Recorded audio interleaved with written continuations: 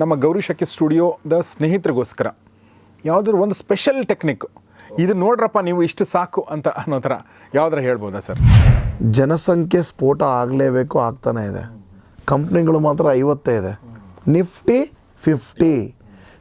50 ಎಲ್ಲರೂ ತೊಗೊಂಬಂದು ದುಡ್ಡು ಹಾಕಿದ ಮೇಲೆ ಆ ಕಂಪನಿಯ ರೇಟ್ ಏನಾಗಬೇಕು? ಮಾರ್ಕೆಟ್ 30ಕ್ಕೆ ಬಂದಿದೆ ಅಂದರೆ ವೆಹಿಕಲ್ ನಿಮ್ಮದು ಸ್ಲೋ ಆಗಿದೆ ಅಂತ ಅರ್ಥ. ಇನ್ನು ಫಾಸ್ಟ್ ಹೋಗ್ಲಿಕ್ಕೆ ರೆಡಿ ಆಗೋದಕ್ಕಿಂತ ಮುಂಚೆ ಸ್ಲೋ ಆಗಿದೆ, ಈಗಲೇ ಹತ್ಬಿಟ್ಟು ಕೂತ್ಕೊಂಡ್ಬಿಡಿ ಅಂತ ಅರ್ಥ. ನೀವು ತುಂಬ ಕಷ್ಟದಲ್ಲಿದ್ದೀರಾ, ನಿಮ್ಗೆ ಅಳು ಬರ್ತಾ ಇದೆ ಅಂದರೆ ನೀವು ಸೈಕಲ್ ಮೇಲೆ ಕುಂತು ಹೇಳೋದಕ್ಕಿಂತ ಬೆನ್ಸ್ ಕಾರಲ್ಲಿ ಕೂತ್ಕೊಂಡು ಅಡಿ ಅಂತ. RSI weekly time frame once again, not daily time frame, weekly time frame. RSI 30, just go and by it.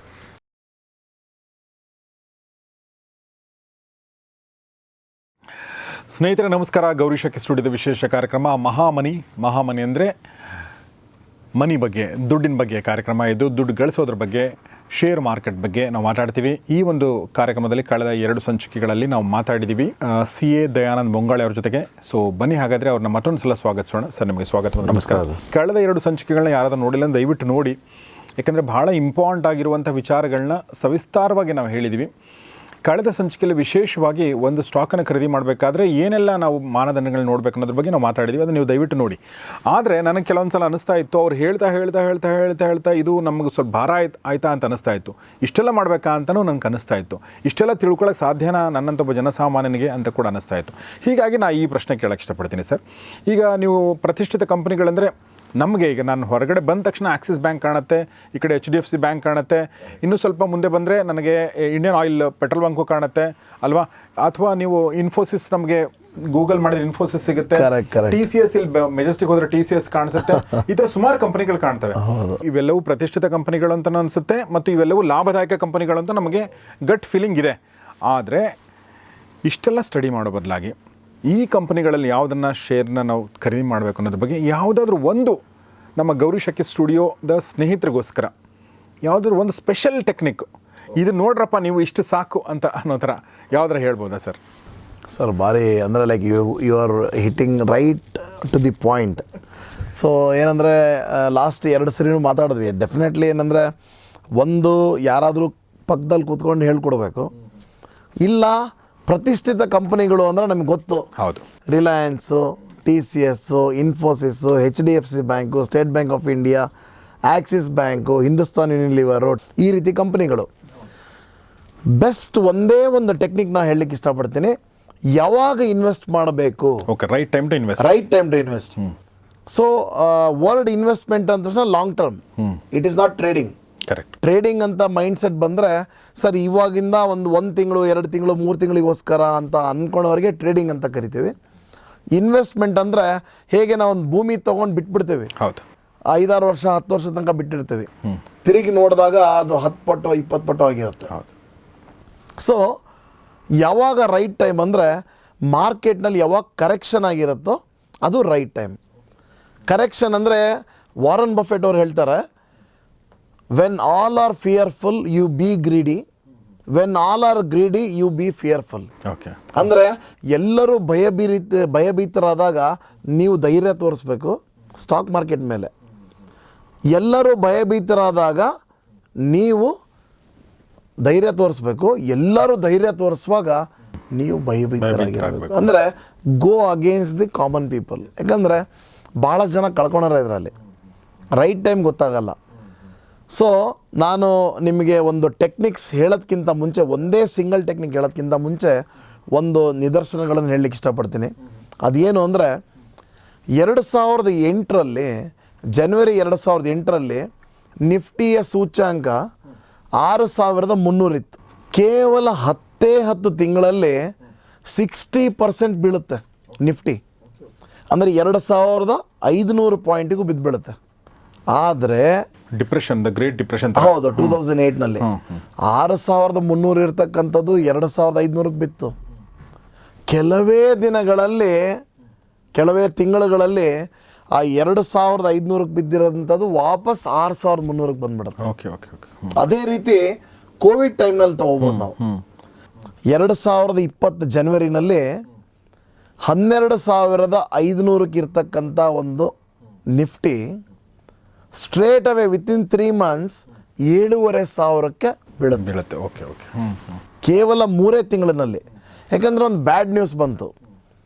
7,500 ಬಿದ್ದಿರ್ತಕ್ಕಂಥದ್ದು ನಾವು ಇವತ್ತಿನ ದಿನ ನೋಡ್ತಾ ಇದ್ದೀವಿ. ಏನು ಈಗ ಒಂದು 3 years ಆಯ್ತಾ ಸರ್? ಈಗ 2023 3 ವರ್ಷಗಳಲ್ಲಿ 7,500 ಬಿದ್ದಿರ್ತಕ್ಕಂಥ ನಿಫ್ಟಿ ಇವತ್ತು 20,100 ಒಂದು ಗಡಿಯನ್ನು ಪಾರು ಮಾಡಿದೆ. ಒಂದು ಐತಿಹಾಸಿಕ ಇದು ಅಂದರೆ 20,000 ಕ್ರಾಸ್ ಮಾಡಿರ್ತಕ್ಕಂಥದ್ದು. ಸೊ ಅಂದರೆ ಏನು ಅರ್ಥ ಅಂದರೆ ಮಾರ್ಕೆಟ್ನಲ್ಲಿ ಎಷ್ಟು ಫಾಸ್ಟಾಗಿ ಬೀಳುತ್ತೋ ಅದಕ್ಕಿಂತ ಡಬಲ್ ಸ್ಪೀಡಲ್ಲಿ ಮೇಲೆ ಬರುತ್ತೆ. ಇದು ಪ್ರಪಂಚದಲ್ಲಿ ಎಲ್ಲ ದೇಶದಲ್ಲೂ ಆಗಿರ್ತಕ್ಕಂಥ ಒಂದು ಅನಲೈಸಿಸ್ ಇದು. ಸೊ ಮಾರ್ಕೆಟ್ ಬಿದ್ದಾಗ ಗ್ರ್ಯಾಬ್ ಮಾಡ್ಕೋಬೇಕು ಅನ್ನೋದು. ಸೊ ನೀವು ಕೇಳಿದ್ರೆ ನನಗೆ ಒಂದೇ ಒಂದು ಟೆಕ್ನಿಕ್ ಹೇಳಿ ಸರ್ ಅಂತ ಕೇಳಿದ್ರೆ ನನಗೆ, ಮಾರ್ಕೆಟ್ ಬಿದ್ದಾಗ ನಿಮ್ಮ ಭಯಭೀತಿಗೊಳಗಾಗಿರ್ತಾರೆ, ನೀವು ಅವಾಗ ಮುಂದೆ ಬರಬೇಕು. ನೀವು ಆಮೇಲೆ ಮಾರ್ಕೆಟ್ ತುಂಬ ಮೇಲೆ ಹೋದಾಗ ಎಲ್ಲರೂ ಗ್ರೀಡಿ ಆಗಿರ್ತಾರೆ, ನಾನು ತಗೋತೀನಿ, ಅವಾಗ ನೀವು ಸ್ವಲ್ಪ ಹುಷಾರಾಗಿರಿ. ಸೊ ಈಗ ನನ್ನ ಪ್ರಕಾರ ಸ್ವಲ್ಪ ಹುಷಾರಾಗಿರುವಂತ ಸಮಯ ಬಂದಿದೆ. ಈಗ 20,000 ದಾಟಿರೋದ್ರಿಂದ ನಾನು ಇನ್ವೆಸ್ಟ್ ಮಾಡ್ತೀನಿ ಅಂತ ಎಲ್ಲರೂ ಬರ್ತಾರೆ. ಈಗ ಸ್ವಲ್ಪ ಕಾಶಿಯಸ್ ಇಲ್ಲ, ಹೆಡ್ಜ್ ಮಾಡ್ಕೊಳ್ಳಿ ಪೊಸಿಷನ್ಸ್ನ. ಅದು ಹೆಡ್ಜಿಂಗ್ ಏನು ಅಂತ ಅದು that's a different topic all together. Safeguard ಮಾಡ್ಕೊಳೋದು, ಇನ್ಶೂರೆನ್ಸ್ ತೊಗೊಳೋದು ಅಂತ ಅರ್ಥ ಸ್ಟಾಕ್ ಮಾರ್ಕೆಟ್ನಲ್ಲಿ. ಸೊ ನಾವೇನು ನೋಡಿದ್ವಿ ಅಂದರೆ ಮಾರ್ಕೆಟ್ ಎಷ್ಟು ಫಾಸ್ಟಾಗಿ ಬೀಳುತ್ತೋ ಅದ್ರ ಡಬಲ್ ಸ್ಪೀಡಲ್ಲಿ ಮೇಲೆ ಬರುತ್ತೆ ಮಾರ್ಕೆಟ್ ಅಂತ. ಸೊ ಇದಕ್ಕೆ ಒಂದೇ ಒಂದು ಟ್ರಿಕ್ ಅಂದರೆ ಒಂದು ಇಂಡಿಕೇಟ್ರ್ ಇದೆ. ಆ ಇಂಡಿಕೇಟ್ರ್ ಏನು ಅಂದರೆ, ಈಗ ನಾವು ಕಾರ್ ಫಾಸ್ಟಾಗಿ ಹೋಗುತ್ತೆ ಅಂಥೇಳಿ ಒಂದು ಸ್ಪೀಡೋಮೀಟ್ರ್ ನೋಡ್ತೀವಿ, ಕಾರ್ ಫಾಸ್ಟ್ ಹೋಗ್ತದೆ ಅಂತ ಗೊತ್ತಾಗುತ್ತೆ. ಅಥವಾ ಕಿಟಕಿನಲ್ಲಿ ನೋಡ್ತೀವಿ, ಮರಗಳು ಏನಾರ ಇದ್ದರೆ ಫಾಸ್ಟಾಗಿ ಮರಗಳು ಮೂವ್ ಆಗುತ್ತೆ. ಅಥವಾ ಕಿಟಕಿ ತೆಗೆದು ಕಾರ್ ಫಾಸ್ಟಾಗಿ ಹೋಗ್ತಿದ್ರೆ ತಲೆ ಮೇಲೆ ಏನಾರ ಕೂದಲಿದ್ರೆ ಕೂದಲು ಚೆನ್ನಾಗಿ ಹಾರಲಿಕ್ಕೆ ಸ್ಟಾರ್ಟ್ ಆಗುತ್ತೆ. ಅಥವಾ ಬ್ಯಾಟ್ರಿ ಅಲ್ಲದ ಕಾರ್ ಆದರೆ ನಾಯ್ಸ್ ಇರುತ್ತೆ. ಸೊ ಈ ಸಾಕಷ್ಟು ಇಂಡಿಕೇಟರ್ಸ್ಗಳಿದೆ. ಸೊ ಸ್ಟಾಕ್ ಮಾರ್ಕೆಟ್ನಲ್ಲಿ ಒಂದೇ ಒಂದು ಇಂಡಿಕೇಟರ್ ಯೂಸ್ ಮಾಡಿಕೊಂಡು ನಾವು ಅದು ನಿಜವಾದ ಡಿಪ್ಪ ಅನ್ನೋದು ಕಂಡುಹಿಡಿಬೋದು. ಅದು ಯಾವುದು ಅಂದರೆ ರಿಲೇಟಿವ್ ಸ್ಟ್ರೆಂತ್ ಇಂಡೆಕ್ಸ್, RSI ಅನ್ನೋ ಒಂದು ಇಂಡಿಕೇಟರ್ ಇದೆ. ಆ ಇಂಡಿಕೇಟರ್ನ ನಾವು ಈಗ ಫಾರ್ ಎಕ್ಸಾಂಪಲ್ ಬನ್ನಿ ನೋಡೋಣ. ಇನ್ಫೋಸಿಸ್ ಅಂತ ಒಂದು ಕಂಪ್ನಿ ತೊಗೊಳೋಣ. ನಾನು ಯಾಕೆ ಇನ್ಫೋಸಿಸ್ ತೊಗೊತಾ ಇದ್ದೀನಿ ಅಂದರೆ ಜನರಿಗೆ ಎಲ್ಲರಿಗೂ ಗೊತ್ತಿರತಕ್ಕಂಥ ಕಂಪ್ನಿ. ಅಥವಾ ರಿಲಯನ್ಸೇ ತೊಗೊಳ್ಳಿ, ರಿಲಯನ್ಸ್ ಆದರೂ ತೊಗೊಳ್ಳಿ, ಇನ್ಫೋಸಿಸ್ ಆದರೂ ತೊಗೊಳ್ಳಿ. ಈ ಮೇಲ್ಗಡೆಗೆ ಇಂಡಿಕೇಟರ್ ಅಂತ ಕಾಣ್ತಾ ಇದೆ. ಅದನ್ನು ನಾವು ಕ್ಲಿಕ್ ಮಾಡಿದಾಗ RSI ಅಂತ ಟೈಪ್ ಮಾಡೋಣ. ಅಲ್ಲಿ ನಮಗೆ ರಿಲೇಟಿವ್ ಸ್ಟ್ರೆಂತ್ ಇಂಡೆಕ್ಸ್ ಅನ್ನೋದು ಬಂತು. ಅದನ್ನು ನಾವು ಕ್ಲಿಕ್ ಮಾಡಿದ್ವಿ. ಇಲ್ಲಿ ಕೆಳಗಡೆಗೆ ಒಂದು ಗ್ರಾಫಿನ ಒಂದು ಲೈನ್ ಕಾಣಿಸ್ತದೆ ನಮಗೆ. ಲೆಫ್ಟ್ ಹ್ಯಾಂಡ್ ಸೈಡಿಗೆ ಈ ಕ್ಯಾಂಡಲ್ ಸ್ಟಿಕ್ಸ್ನ ಫ್ರೇಮ್ ಕಾಣಿಸ್ತಾ ಇದೆ, ನಮಗೆ ಟೈಮ್ ಫ್ರೇಮ್ ಕಾಣಿಸ್ತಾ ಇದೆ. ಅಂದರೆ ನಾವು ಏನು ಈ ಜಾಪನೀಸ್ ಕ್ಯಾಂಡಲ್ ಸ್ಟಿಕ್ಸ್ ಏನು ಓದ್ತೀವಲ್ಲ ಅದರ ಒಂದು ವೀಕ್ಲಿ ತೊಗೊಳೋಣ ಫಸ್ಟ್. ನಾವು 15 ನಿಮಿಷ 10 ನಿಮಿಷದಲ್ಲಿ ಮಾರ್ಕೆಟ್ ಏನಾಯ್ತು ಬೇಡ. ಒಂದು ಕ್ಯಾಂಡಲ್ ಅಂದರೆ ಒಂದು ವಾರ ಅಂತ ಅರ್ಥ. ಸೊ ನಾವೇನು ಮಾಡಿದ್ವಿ, ಮೇಲ್ಗಡೆಗೆ ವೀಕ್ಲಿ ಟೈಮ್ ಫ್ರೇಮ್ ಹಾಕ್ಕೊಂಡ್ವಿ. ಸೆಕೆಂಡ್ ಒನ್ ಈಸ್ ನಾವು ಇಂಡಿಕೇಟರ್ RSI ಅಂತ ಹಾಕ್ಕೊಂಡ್ವಿ. ಇಲ್ಲಿ ಒಂದೇ ಒಂದು ನೋಡಬೇಕಾಗಿರೋದು RSI ಯಾವಾಗಾದರೂ 30ಕ್ಕೆ ಬಂದಿದೆನಾ ಅಂತ ನೋಡಬೇಕು. ಸೊ ನಾವು ನೋಡ್ತಾ ಇದ್ದೀವಿ ಇಲ್ಲಿ RSI 30ಕ್ಕೆ ಬಂದಿರತಕ್ಕಂಥ ನಿದರ್ಶನದಲ್ಲಿ ನೋಡಿ, ಇಲ್ಲಿ ಕರೆಕ್ಟಾಗಿ ಬಂದು ಇಲ್ಲಿಂದ ಮಾರ್ಕೆಟ್ ರಿವರ್ಸ್ ಆಗಿದೆ. ಅಂದರೆ ಮಾರ್ಕೆಟ್ 30ಕ್ಕೆ ಬಂದಿದೆ ಅಂದರೆ ವೆಹಿಕಲ್ ನಿಮ್ಮದು ಸ್ಲೋ ಆಗಿದೆ ಅಂತ ಅರ್ಥ. ಇನ್ನು ಫಾಸ್ಟ್ ಹೋಗ್ಲಿಕ್ಕೆ ರೆಡಿ ಆಗೋದಕ್ಕಿಂತ ಮುಂಚೆ ಸ್ಲೋ ಆಗಿದೆ, ಈಗಲೇ ಹತ್ಬಿಟ್ಟು ಕೂತ್ಕೊಂಡ್ಬಿಡಿ ಅಂತ ಅರ್ಥ. ಸೊ ಸಿಂಗಲ್ ಇಂಡಿಕೇಟರ್ ಬೇಕು ಅಂದರೆ ಒಳ್ಳೆ ಸ್ಟಾಕ್, ರಿಲಯನ್ಸ್ ಅರ ತೊಗೊಳ್ಳಿ, TCS ಅರ ತೊಗೊಳ್ಳಿ, ಇನ್ಫೋಸಿಸ್ ಅರ ತೊಗೊಳ್ಳಿ, HDFC ಬ್ಯಾಂಕು ಯಾವುದಾದ್ರೂ ಇರ್ಬೋದು. ಆ ಸ್ಟಾಕ್ಸು ವೀಕ್ಲಿ ಟೈಮ್ ಫ್ರೇಮ್ನಲ್ಲಿ ಲೋಯೆಸ್ಟ್ನಲ್ಲಿದೆನಾ ಅಂದರೆ 30 RSI ಇದೆನಾ, ಆ ಪ್ರೈಸು ಏನು ನೋಡೋದು ಬೇಕಾಗಿಲ್ಲ. ಕೇವಲ ಈ ಒಂದೇ ಒಂದು ಇಂಡಿಕೇಟ್ರ್ RSI 30ಗೆ ಬಂದಿದೆ ನೋಡಿ, ಇಲ್ಲಿಂದ ಬೌನ್ಸ್ ಬ್ಯಾಕ್, ಇಲ್ಲಿಂದ ಮೇಲೆ ಹೋಗ್ಲಿಕ್ಕೆ ಸ್ಟಾರ್ಟ್ ಆಗಿದೆ. ಯಾವ ಸ್ಟಾಕಿಗಾರ ಹಾಕಿ ಇಟ್ ವಿಲ್ ವರ್ಕ್, ಪ್ರೊವೈಡೆಡ್ ಯಾವುದು ನೆಗೆಟಿವ್ ನ್ಯೂಸ್ ಇರಬಾರ್ದು. ಅಂದರೆ ಆ ಕಂಪನಿನಲ್ಲಿ ಯಾವುದೋ ಒಂದು ಸ್ಕ್ಯಾಮ್ ಆಗಿಬಿಟ್ಟಿದೆ, ಆ ಕಂಪ್ನಿ ಬಗ್ಗೆ ಈ ಥರ ಏನೋ ಒಂದು ನೆಗೆಟಿವ್ ಬರಲಿಕ್ಕೆ ಸ್ಟಾರ್ಟ್ ಆಗಿದೆ ಅಂದರೆ ಇದು ವರ್ಕ್ ಆಗೋಲ್ಲ. ಯಾಕಂದರೆ ಆ ರೀತಿ ಇದ್ದಾಗ ಮ್ಯಾನೇಜ್ಮೆಂಟೇ ಫ್ರಾಡ್ ಇದೆ ಅಂದಮೇಲೆ ಆ ಕಂಪ್ನಿನಲ್ಲಿ ಹೆಂಗೆ ದುಡ್ಡು ಹಾಕ್ತಿಬೇಕು ನಾವು. ಸೊ ಇದನ್ನು ನಿಫ್ಟಿ ಬೀಸ್ಗೂ ಅನ್ವಯಿಸುತ್ತೆ, ಬ್ಯಾಂಕ್ ಬೀಸ್ಗೂ ಅನ್ವಯಿಸುತ್ತೆ. ನಾವು ಅವಾಗ 3 ತಿಂಗಳ ಹಿಂದೆ ಮಾತಾಡಿದಾಗ ನಿಫ್ಟಿ ಬೀಸ್ ಬಗ್ಗೆ ಮಾತಾಡಿದ್ವಿ. ನಿಫ್ಟಿ ಬೀಸ್ ಅಂದರೆ ಏನು ಅಂತೇಳಿ. ಸೊ ಒಂದು ನಿಫ್ಟಿನ ಕಂಪ್ಲೀಟಾಗಿ ತೊಗೊಳಕ್ಕಾಗಲ್ಲ, ಪೀಸ್ ಬೈ ಪೀಸಾಗಿ ತೊಗೊಳೋದೇ ನಿಫ್ಟಿ ಬೀಸ್ ಅಂತ ಕರೆದಿದ್ವಿ. ಸೊ ಅದನ್ನು ಕೂಡ ಯಾರ ಹತ್ರ ಒಂದು 225 ರೂಪಾಯಿ ದುಡ್ಡಿದೆ ಅಂದರೂ ಕೂಡ ಒಂದು ನಿಫ್ಟಿ ಬೀಸ್ನ ತೊಗೋಬೋದು. ಸೊ RSI 30 ಬಂದಾಗ ಆರಾಮಾಗಿ ನೀವು ಇನ್ವೆಸ್ಟ್ ಮಾಡ್ಬೋದು ಅನ್ನೋದು ನಾವು ಈ ಚಾರ್ಟ್ ಮುಖಾಂತರ ನೋಡ್ತಾ ಇದ್ದೀವಿ ನಾವು ಇಲ್ಲಿಗ. ಸೊ RSI 30ಕ್ಕೆ ಬಂದಿದೆ. ಇದು TCSಗೆ ನೋಡಿದ್ವಿ, TCSಯಿಂದನೂ ನೋಡಿ ಈ ಥರ ರಿವರ್ಸ್ ಆಗಿದೆ. ಅದೇ ರೀತಿ ಇನ್ಫೋಸಿಸ್ ನೋಡಿದ್ವಿ, ಅದೇ ರೀತಿ ರಿಲಯನ್ಸ್ ಕೂಡ ನೋಡ್ತಾ ಇದ್ದೀವಿ. ಯಾವ ಸ್ಟಾಕಿಗಾದರೂ ಹಾಕಿ RSI 30 ಬಂದಿದೆ, ಪ್ರೈಸು ಕೂಡ ಕಡಿಮೆ ಇದೆ, ಇಲ್ಲಿಂದ ನೋಡಿ ರಿವರ್ಸ್ ಆಗಿದೆ. ಸೊ ಒಬ್ಬ ಇನ್ವೆಸ್ಟರು ಸರ್ ನನಗೆ ಯಾವುದು ನೋಡೋಕೆ ಇಷ್ಟ ಇಲ್ಲ, ನಾನು ಭಾಳ ಜಾಸ್ತಿ ಏನು ಯೋಚನೆ ಮಾಡೋಕ್ಕೆ ನನಗೆ ಅದ್ರ ಬಗ್ಗೆ ತಿಳ್ಕೊಳಕ್ಕೆ ಇಷ್ಟ ಇಲ್ಲ ಅಂದರೆ RSI 1ನೇ ಹಿಡ್ಕೊಳ್ಳಿ. RSI 30 ಬಂದಿದೆ, fundamentally good stock, invest for the long term. So ಇದರಲ್ಲಿ ಇನ್ನೂ ಒಂದು ಸ್ವಲ್ಪ ಏನಾದರೂ ಸ್ವಲ್ಪ ಟ್ವಿಸ್ಟ್ ಕೊಡಿ ಸರ್ ಸ್ವಲ್ಪ ಅಂತ ಕೇಳಿದ್ರೆ, 100 ರೂಪಾಯಿ ಇನ್ವೆಸ್ಟ್ ಮಾಡಬೇಕು ಅಂತ ಮಾಡಿದರೆ ಒಂದು 50 ರೂಪಾಯಿನ ಹಾಕಿಬಿಡಿ. ಇನ್ನೊಂದು ಸ್ವಲ್ಪ ಏನಾದರೂ 1% 2% ಏನೋ ಚಾನ್ಸ್ ಸಿಕ್ಕರೆ ಅವಾಗ ಇನ್ನೊಂದು ಸ್ವಲ್ಪ ದುಡ್ಡು ಹಾಕಿ. But definitely in the long run you will make very good profits. So ಇನ್ಮೇಲಿಂದ ಯಾರಿಗೂ ಕೇಳೋ ಅವಶ್ಯಕತೆ ಇಲ್ಲ ಸರ್ ಈ ಸ್ಟಾಕ್ನ ಈಗ ತೊಗೊಳ್ಳೋ ಬೇಡ ಅಂತ ಕೇಳೋ ಅವಶ್ಯಕತೆ ಇಲ್ಲ. RSI weekly time frame once again, not daily time frame, weekly time frame RSI 30, just go and by it. ಅಂದರೆ ಒಂದು ವೀಕ್ಲಿ ಟೈಮ್ ಫ್ರೇಮ್ ನೋಡಿದಾಗ ಅದು RSI 30 ಇಂಡಿಕೇಟರ್ ಬಂದು ದಾಟ್ಕೊಂಡು ಹೋಗಿದೆ. ಇಲ್ಲ 30 ಬಂದರೆ ಯು ಕ್ಯಾನ್ ಇನ್ವೆಸ್ಟ್. 30 ಬಂದರೆ ಆಯಿತು, ಇನ್ನೊಂದು 2% ಕಡಿಮೆ ಬೀಳ್ತದ, ಏನು ಬೇಜಾರು ಮಾಡ್ಕೊಳೋದಿಲ್ಲ. ಯಾಕಂದರೆ ಆ 30ಕ್ಕೆ RSI ಬಂದಿದೆ ಅಂದರೆ ಎಲ್ಲೋ 52 ವಾರದಲ್ಲಿ ಎಷ್ಟೋ ಶಿಖರದಂಥ ಪ್ರೈಸ್ನಲ್ಲಿ ಇರೋಂಥ ಸ್ಟಾಕ್ ಆಲ್ರೆಡಿ ಬಂದು ಬಾಟಮಿಗೆ ಬಂದುಬಿಟ್ಟಿದೆ, ಇನ್ನೇನು ತಳ ಹತ್ಬಿಟ್ಟಿದೆ, ಇನ್ನೇನು ಬಿದ್ದೋಗ್ಬಿಟ್ಟಿದೆ, ಇನ್ನೇನು ಬೀಳ್ಬೇಕು ಸರ್? ಬಿದ್ದ ಮೇಲೆ ಇನ್ನೂ ಏನು ಬೀಳಿಸ್ತೀರ? ಏನಿದ್ರು ಮೇಲೆ ಹೋಗಬೇಕು, ಏನಿದ್ರು ಸ್ಕೋಪ್ ಇರೋದು ನೆಕ್ಸ್ಟ್ ಏನು ಮೇಲೆ ಹೋಗ್ಲಿಕ್ಕೆ. ಆ ಟೈಮ್ನ ಗ್ರ್ಯಾಬ್ ಮಾಡಿ, ಹಿಸ್ಟ್ರಿ ಹೇಳ್ತಾ ಇದೆ ಸರ್. ಬಟ್ ಇದನ್ನು ನಾವು ಕಾಯಕ್ಕಾಗುತ್ತೆ ಸರ್? ಇದು ಈಗ ಈ RSI 30 ಯಾವಾಗ ಏನಾಗುತ್ತೆ ಸರ್ ಅಂದರೆ, ಹಣ ಮಾಡಬೇಕು ನಾವು ಲಾಂಗ್ ಟರ್ಮ್ನಲ್ಲಿ ಮಾಡಬೇಕು ಅಂದರೆ ಕಾಯಲೇಬೇಕು. ನಾವು ದಿಢೀರ್ನೆ ಮಾಡಬೇಕು ಅಂದರೆ ಡೆಫಿನೆಟ್ಲಿ ಮಾರ್ಕೆಟ್ ಎಲ್ಲ ನಮ್ಮಿಂದ ಕಸ್ಕೊಂಡು ಹೋಗ್ಬಿಡುತ್ತೆ ದುಡ್ಡನ್ನ. ಓಕೆ.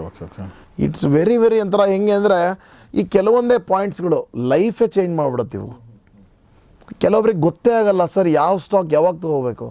ಸಿಂಪಲ್ಲಾಗಿ RSI 1 ಫಾಲೋ ಮಾಡಿದ್ರೆ ಒಂದು ಇಂಡಿಕೇಟರ್ ನಮಗೆ ಸಿಕ್ಬಿಡ್ತು. ನಾವು ಲಾಸ್ಟ್ ಸರಿ ನಾವು ಮಾತಾಡಿದಾಗ ಈ ಫಂಡಮೆಂಟಲ್ ಪ್ಯಾರಾಮೀಟರ್ಸ್ಗಳ ಬಗ್ಗೆ ಮಾತಾಡಿದ್ವಿ, PB ರೇಷಿಯೋ, PE ರೇಷಿಯೋ ಇವೆಲ್ಲ. ನಮಗೆ ಈ ಫ್ರಂಟ್ ಲೈನ್ ಸ್ಟಾಕ್ಸ್ಗಳು ಡೆಫಿನೆಟ್ಲಿ ಇವೆಲ್ಲ ಪಾಸ್ ಆಗಿ ಫ್ರಂಟ್ ಲೈನಿಗೆ ಬಂದಿದ್ದಾವೆ. ಈ ಸ್ಟಾಕ್ಸ್ನ 30ಕ್ಕೆ ಬಂದಾಗ ಬೈ ಮಾಡಿ. ಸರ್ ನನ್ನ ಹತ್ರ 2 ಲಕ್ಷ ಇದೆ ಸರ್, ಹಾಕ್ರಿ 1 ಲಕ್ಷ ಇನ್ವೆಸ್ಟ್ ಮಾಡಿರಿ. ಯಾವಾಗ? 30ಕ್ಕೆ ಬಂದಾಗ ಹಾಕಿ. ಈಗ ಸರ್ ಇದು ಭಾಳ ಚೆನ್ನಾಗಿದೆ ನೀವು ಹೇಳಿದಂಥ ಟೆಕ್ನಿಕ್ಕು. ಆದರೆ ಫಂಡಮೆಂಟಲಿ ಸ್ಟ್ರಾಂಗ್ ಆಗಿರುವಂಥ ಮತ್ತು ಆಲ್ರೆಡಿ ಗ್ರೋತಲ್ಲಿರುವಂಥ, ಈಗ ನಾವೇನು ಒಂದಷ್ಟು ಕಂಪ್ನಿಗಳ ಹೆಸರು ಹೇಳಿದ್ವಲ್ಲ, ಇವು ಕೂಡ RSI 30ಗೆ ಬರ್ತಾವ ಸರ್? ಡೆಫಿನೆಟ್ಲಿ ಬರುತ್ತೆ. ಓಕೆ. ರಿಲಯನ್ಸ್ ಅಂತ ಕಂಪ್ನಿ 2800 ಟಚ್ ಆಗಿರೋ ಕಂಪ್ನಿ, ಯಾರೂ ಯೋಚನೆ ಮಾಡೋಕ್ಕಾಗಿರಲಿಲ್ಲ. ಮೊನ್ನೆ ಉಕ್ರೇನ್ ವಾರ್ ನಡೆಯುವಾಗ 2180 ರೂಪಾಯಿ. ಯಾರಿಗೂ ಯೋಚನೆ ಮಾಡೋಕ್ಕಾಗಿರಲಿಲ್ಲ. TCS ಅಂತ ಕಂಪ್ನಿ ಫಂಡಮೆಂಟಲಿ ಗುಡ್ ಕಂಪ್ನಿ, ಅದು I am not giving recommendation, ನಾನು ಇನ್ವೆಸ್ಟ್ ಮಾಡಿದ್ದೀನಿ ಅದರಲ್ಲಿ. ಸೊ ಆ ಕಂಪ್ನಿ 4000 ರೂಪಾಯಿ ರೇಂಜ್ನಲ್ಲಿ ಇರ್ತಕ್ಕಂಥದ್ದು 2900 ರೇಂಜಲ್ಲಿ ಬಂತು. ಸೊ ಇದೊಂಥರ ಯೋಚನೆಗೂ ನಿಲ್ಕಲ್ಲ ಇದು. ಇಷ್ಟು ಒಳ್ಳೆ ಕಂಪ್ನಿಯಲ್ಲಿ ಸಿಗ್ತಾ ತೊಗೊಳ್ಳಿ, that is the right time to invest. ಯಾಕಂದರೆ ನಾವೇನು ಮ್ಯೂಚುವಲ್ ಫಂಡ್ಸ್ ಅಂತ ಏನು ಕರಿತೀವಿ, ಆ ಮ್ಯೂಚುವಲ್ ಫಂಡ್ ಕಂಪ್ನಿಗಳು ಏನು ಮಾಡ್ತವೆ, ನಮ್ಮ ದುಡ್ಡು ತೊಗೊಂಡೋಗಿ ಅವರು ಕೂಡ ಮಾರ್ಕೆಟ್ಗೆ ಹಾಕೋದು. ಹೌದು. ಜನಸಂಖ್ಯೆ ಸ್ಫೋಟ ಆಗಲೇಬೇಕು, ಆಗ್ತಾನೆ ಇದೆ. ಕಂಪ್ನಿಗಳು ಮಾತ್ರ 50 ಇದೆ. ನಿಫ್ಟಿ